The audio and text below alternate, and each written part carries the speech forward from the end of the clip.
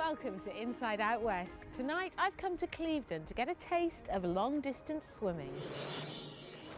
We'll be meeting a woman from Bath who's attempting an incredible journey, swimming from Scotland to Northern Ireland. Also tonight, the solar power sales team with some very unhappy customers in Bristol.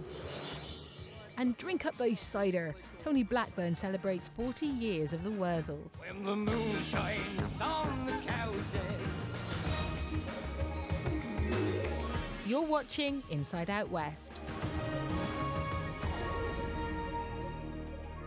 First tonight, with energy prices soaring and global warming becoming a real issue, getting your electricity from the sun is a fantastic idea. But Inside Out West has gone undercover to discover a new breed of solar panel salesmen, leaving behind a trail of unhappy customers. Sam Smith investigates.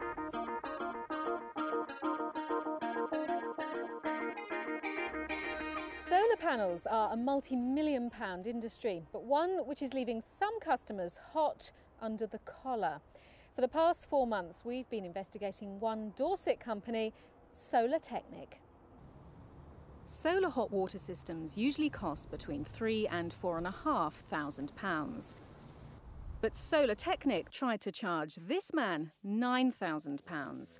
Mark Egerton from Bristol was convinced by the salesman's pitch and paid a £3,000 deposit on the day. He quickly realised it wasn't such a good deal. The person that came from Solar Technic definitely misrepresented what the system could deliver, and I didn't have enough knowledge to question what he was saying. To get his money back, Mark took Solar Technic to court and won. But the company didn't pay up. Mark had to send round the bailiffs. They should not be allowed to carry on. I mean, he's a shark. The Solar Technic website has a distinctly German look and boasts lots of happy customers. Give them a call, it says. But none of the ones we contacted were actually clients of Solar Technic. They were customers of a previous company called Spectrum Energy, which went bust 2 years ago, owing nearly £250,000. Solar Technic purchased the failed company and opened straight after, so we thought we'd invite them in. We rigged a rented house with cameras. But before the salesman turned up, we asked solar energy expert Nick Backhouse to see whether the house is suitable for solar. First, Nick checks with the boiler manufacturer. OK, so you do say change the boiler. What would you advise here? This isn't an ideal situation for solar. The boiler is really not compatible with solar. The roof is south-facing but too small. I would suggest in this case we don't go ahead unless you're going to change the boiler, and then we would think about putting it on the west-facing roof. And the cost of that? Around about £4,000. The Solar Technic salesman meets our undercover reporter, who's posing as an environmentally friendly widow. Put the headphones on. Nick and I are monitoring the action from a room nearby. Makes sense. My system, the boiler went off in April when we last used the heating, and hasn't been put back on since. And it won't be until we put the heating on again. It is so efficient, and that's summer and winter. You know, so my son comes down in the winter. We have people down at Christmas. Still haven't used it. No. Not possible. Not possible. Not possible in the winter. If you're going to have people over Christmas, you've got no sun, low sun level. You're going to need that boiler. 40% of your total bills is worked out on 70% of your hot water being provided free of charge. Well, 100% of my hot water, you might have to give it a little bit of a boost with the boiler, you know, but it's insignificant. It's not possible. You can't have 100% of your hot water from solar. It's just not possible. So if you take 70% of your total water-only cost, is 40% of your total energy cost, then 100 is going to be 55, 57% of your total bill. Confused? Well, this salesman may well be. The Energy Saving Trust reckons that hot water makes up a quarter of household energy use, and that solar can provide around 70% of that hot water. Therefore, a good system could save you up to 20% of your total energy bill. The salesman's saying you could save nearly 3 times that, and according to our expert, this is seriously misleading. After more than an hour, the salesman finally gets round to doing a survey of sorts. The surveyor would probably decide, but we like to go south, between south and west. I mean, I can't work out which way is... So he's got no compass. He doesn't know which way the sun rises and sets. The east is that way, Oh, that's west is that way. Oh, it'd be on here. He hasn't identified that south-facing roof is too small. Which is exactly the same thing, really.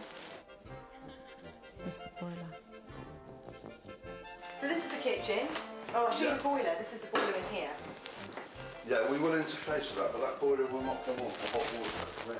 That boiler is, we know, we've spoken to the manufacturer, it's not compatible for solar heated water. They said don't do it. You can't ignore what the boiler manufacturer is saying. Yeah. After more smooth talking, the salesman's getting ready to give a price. And I know I'm not looking at the book, but if you stand on me, I wouldn't dream of rolling you, because I'm not on commission. 12,800 that would be. That's ridiculous. That's wicked. That's 3 times what you Absolutely, said. yeah. Thank you very much. He's quoted Joe nearly £13,000 for a system which will be useless with the existing boiler. Unfortunately for him, Joe's not buying it. What do you think of his pitch? I don't like it. I don't know how he can do it. I don't know how he can sleep at night. Making exaggerated claims about the system could land both the salesman and Solar Technic in hot water. If someone said that you could save 40% of your total household energy bill, I'd certainly be very concerned about that. I'd be thinking that this may amount to a breach of the Trade Descriptions Act. That could be a criminal offence. Now, we've been told that the company's salesmen like to make out that Solar Technic has got strong links with the Daimler-Benz organisation, something which got the previous company, Spectrum Energy, sued.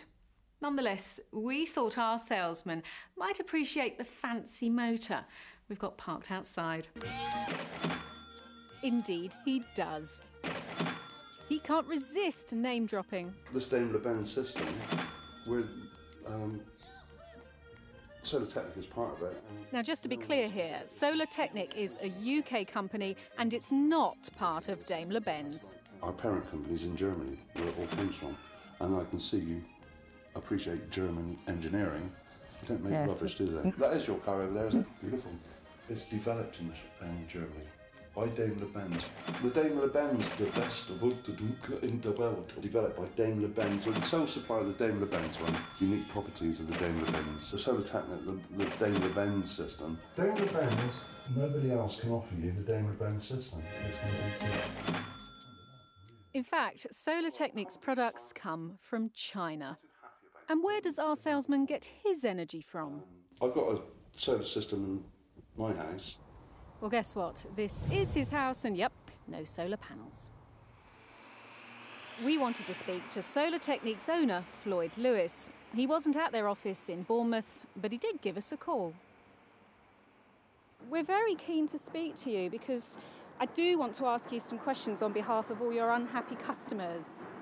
Can I put it to you that you can't defend these allegations, that you overcharge, that you exaggerate these savings to be made? Well, yeah, it is okay to call me Sam, but it would be even better if you could answer the questions. Goodbye. Right. Well, that was Mr. Floyd Lewis, who runs the company, which is based in these offices behind me. He does claim they are the best solar company in the world. It's just a shame that today he doesn't want to say why. Well, after that, Floyd Lewis did send us a statement. It said, Solar Technic installs hundreds of solar energy systems based on very high-quality German solar collector technology, which was originally developed on a Daimler-Benz project. There are hundreds of satisfied customers. Solar Technic takes its responsibilities towards its customers seriously, but inevitably things do not always go according to plan. To deal with them, Solar Technic has a strict code of conduct, and where its internal code is broken, disciplinary action is taken. We understand that Inside Out features one of our current salesmen who may have broken our internal code of conduct. This is regrettable and is not a reflection of Solar Technic's policy or the service we provide. But one unhappy customer disagrees. Floyd Lewis, his morals are for him. He's the only one who can look himself in the morning and say, I just robbed a couple of old ladies of $4.5 grand and I got that old couple for $8 grand and I'm doing really well and they're really stuffed, but I'm happy. He's the only one who can do that. All I can do is anybody who says Solar Tech to me, I'll spit and say, don't go there. Thanks to Sam Smith for that story, and if you've got a story that you think we should be investigating, then why not email me? My address is josie@bbc.co.uk. But stay with us, because still to come on tonight's programme, the Somerset superstars who've been going longer than Radio 1. Tony Blackburn celebrates the wonderful world of the Wurzels. That's in 10 minutes here on Inside Out West.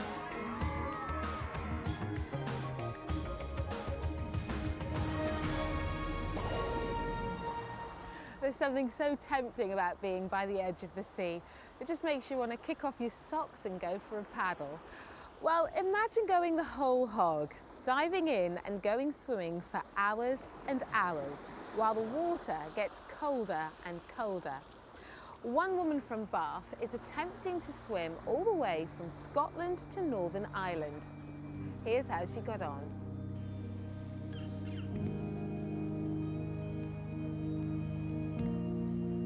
It's 7 o'clock on a Sunday morning at Portpatrick, West Scotland, the starting point of the world's toughest long-distance swim.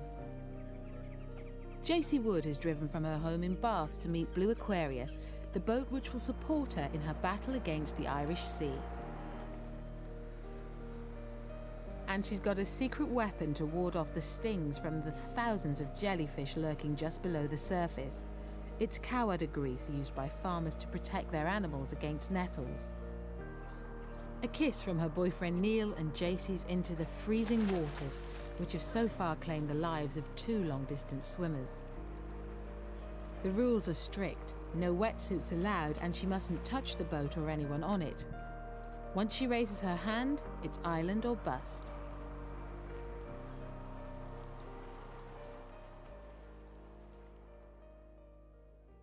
Mother of 2 Jacy Wood is a winner. She's swum the English Channel and thinks nothing of a 10-mile race on the weekend, and she's fast. She's been training at Vobster Quarry near Frome, where the water is colder than the Irish Sea, and sensible people go properly prepared. My first swim was just so cold, I came back into the change rooms and couldn't work out how to put my clothes back on. My hands were numb, my feet were numb, I couldn't get my trousers on, and I couldn't even work out what order to put the things on. It really damaged my body doing that. She's trained through the winter, sometimes breaking the ice on the slipway to get in. You'd be forgiven for asking why. I need to have a goal, I need to have a challenge. And when I swam the English Channel, I remember famously saying never again.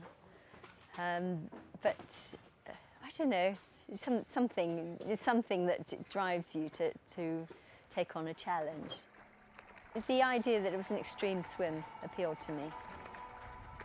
But she's not completely fearless. Like the rest of us, she has her demons.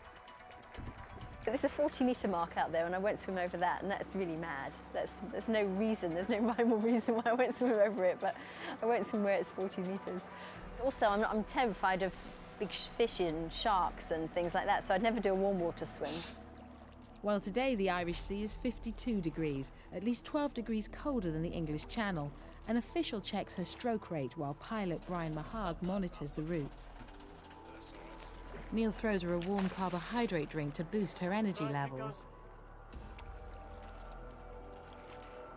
Jacy's already been badly stung by the lion's mane jellyfish which plague these waters. Big old jellyfish. Yeah, no, go on then, keep going. No, she's gone very well. She's swimming about 2 miles an hour at the moment, so she's into her second hour. Come 10 o'clock, she'll have done 4 miles, so speed-wise, going quite well. I think she's getting cold, When you see her swimming at the moment, you can see her fingers are splaying out, and that's an indication that her hands are actually getting quite cold. No such problems for the crew. It's bacon butties all round. She's making great progress, and then 100 metres ahead, something appears out of the blue. A rare sight in the Irish Sea, a killer whale surfaces. Thankfully, JC is oblivious.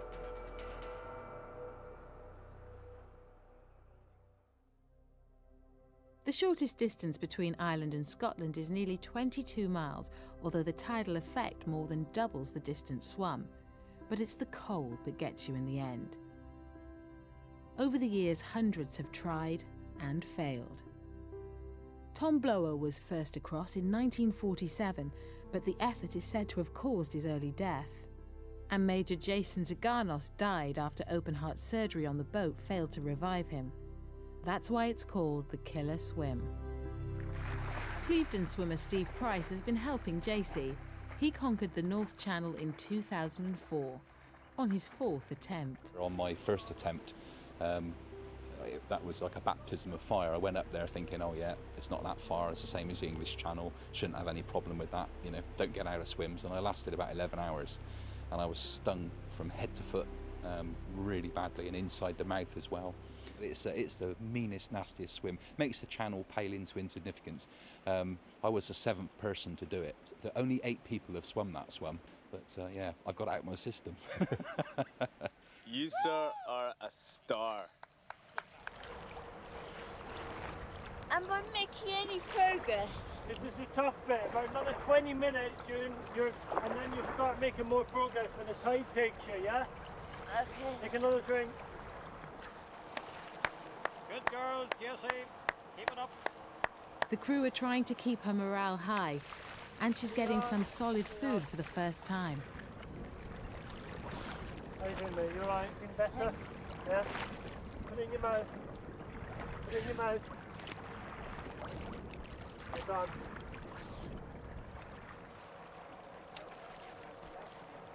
But her stroke rate has dropped, and there's concern on the boat. I don't know if I want to do this anymore. Give me another 5 minutes.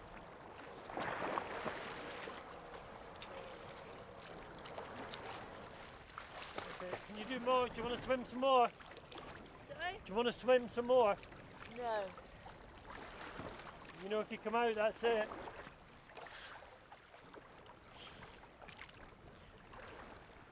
It's 5 to 2. Give me 5 more minutes, okay? And that'll be 2 o'clock. Okay. Okay? I think I've had enough. Okay. That's okay, Jessie. You don't owe anybody anything. Come on in. Turn the engine off, Tommy, there. Come on then, come. Don't worry about it, just come in. You've done really well. Well done, Jessie. Well done. 6 hours and 8 minutes after she left Port Patrick, with Ireland still 13 miles away, it's all over. There you go.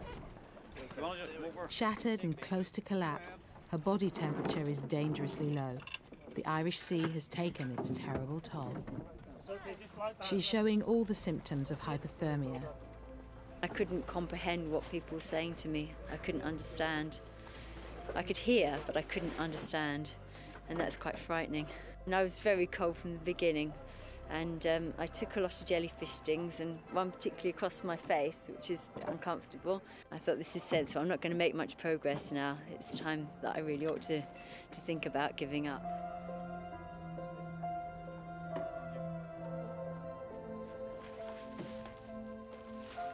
JC later needed hospital treatment where doctors insisted she stay until her core temperature rose.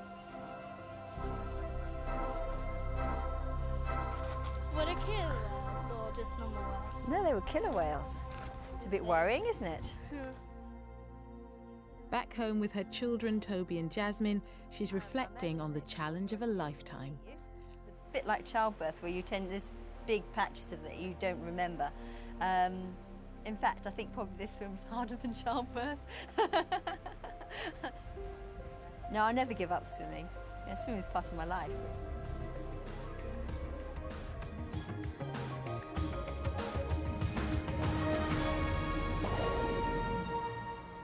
They started 40 years ago. They've sold millions of records, and even today their performances are nearly always sold out.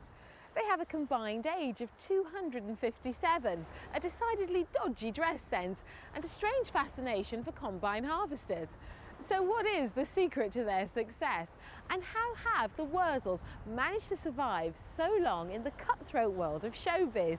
Tony Blackburn's been finding out. There we go, Smokey, and one of my favourites at the moment called I'll Meet You at Midnight. If we go right up there in the charts, in fact, to the number 3 sound, why don't we have a drink with the Wurzels? Because they, at the moment, are going to give us a nice half pint of that lovely scrumpy that they call cider. When the moon shines on the cowshed and we're rolling in the hay. It's amazing to think that was 30 years ago and none of us look a day older, do we? And earlier that year, they were at #1 for 2 weeks with this. I got a brand new combine harvester and I'll give you the key. Come on now, let's get together in perfect harmony. The lineup has changed over the decades, but Tommy Banner and Pete Budd are still frontmen in what is now a Fab Four. And they've just had their busiest summer ever. Well, this Friday is the Pensford Music Festival, and it's the Wurzels who are headlining that event, and it looks like It's the 40th anniversary of the festival, and at the original barbecue was one A.J. Cutler, hence Edge, and the Wurzels. And he'd come up with the plan for a band of country bumpkins to showcase his traditional Somerset songs. I thought his idea was certainly very different. He'd written these songs about cider and manure. He's the champion dance. So we sat down and we worked it out, and off Edge went, came back with all these different trousers and neckerchiefs and grandfather shirts, and then he was working out which musician the trousers would fit. I'm sure that one or two of the Wurzels became Wurzels then because actually the trousers fitted them. Proper job. You'll never believe this, but we tried to go posh. Back in the 70s when we was in the charts, we ended up coming back to the original stuff. And it's so much better because we've not got any competition, have we? There's no competition. Nobody in the world looks like this going on stage. Please welcome live on stage the legends of the West Country. Give it up, make some noise. Here's the Wurzels!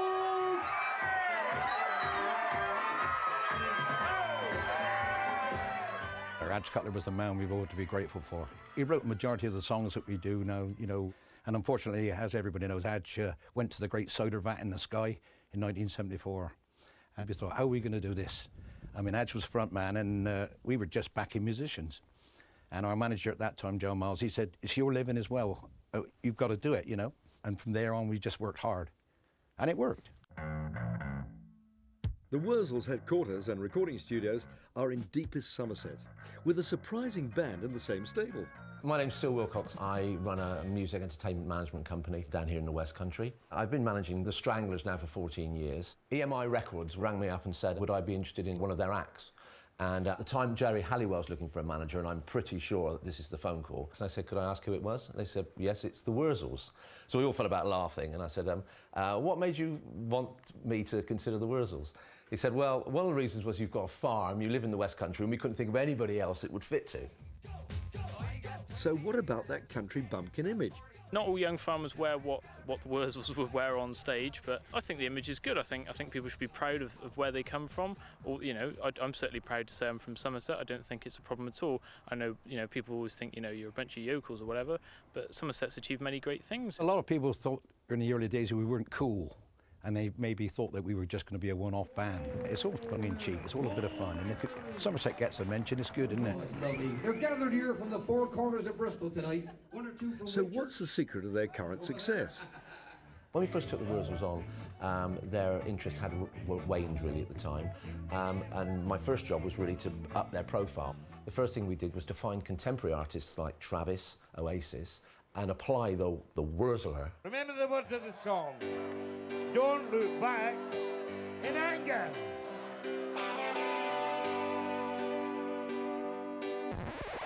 Slip inside the eye of your mind. Don't you know you might find a better place to play? The youngsters are catching on to it now, which is a different generation, I think. All the university students, they're going bonkers, singing I Am a Cider Drinker and singing all the other songs. It's magic. They all know all the songs. It's great. Meanwhile, back at Pensford... Anyone here tonight from Shepton Mallet? Hello, hello. What's going on here, then?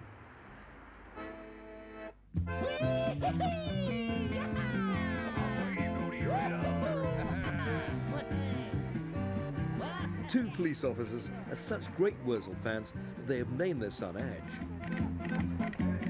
I thought it was a good West Country name, and so we wouldn't be the first to name their son after some form of musician, but I think after all, Adge Cutler was the bard of Somerset, and I thought it was appropriate. Oh, it's a nice Wurzelish crowd here tonight, isn't it?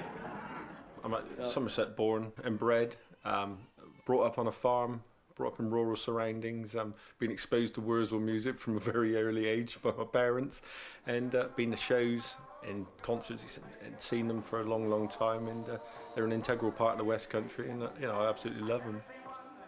I'd seen the Wurzels as a student at university and thought they were a great band, lots of fun, and I've always known Ed's been a staunch fan of the Wurzels. That's something that's a part of him being a part of Somerset.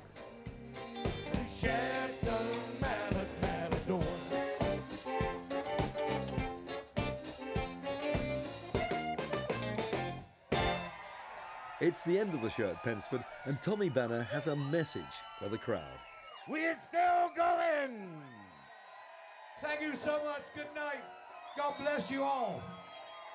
Got the scarf, got the proof, seen them about 6 times, and they get better and better. It gets everybody up on a high. I love the Wurzels. A lot of people say to us now, how long do you think you're going to keep going? But Tom and myself have spoke about this, and we've decided that when we've had enough, both of us, that's what would be the end of the Wurzels. But it's not in the future, not in our eyes at the moment. I am a cider drinker. It soothes all me troubles away. Meanwhile, there's a plot hatching down on the farm. They're planning a new version of I Am a Cider Drinker. That's the one, boy. Cider has got a new height and profile, and we felt we could come back with that song and maybe make a hit of it. My intention at this stage is to put the feelers out to a few celebrities that may be interested with the band in guesting on the record. I am a cider drinker. I drink it all of the day. Perhaps I could do better than that. Good job there. I am a cider drinker. What if I qualify for this? I mean, I did go to school in Somerset. I'd rather go solo, really. Proper job. Ooh-ar. Thanks, Tony, and well done to the Wurzels. Well, that's it for tonight, but I'm back next week with 3 more surprising stories from the West. We'll be sending Mike Dilger to explore one of Somerset's best-kept natural secrets. Also, I'll be catching up with Lydia Cross, the little girl who lost her legs to meningitis. And the underground movement getting an alternative message across, but is this art or vandalism? Thanks a lot for watching, and don't forget you can watch again on our website, and I do hope you'll join me next week. Until then, bye-bye.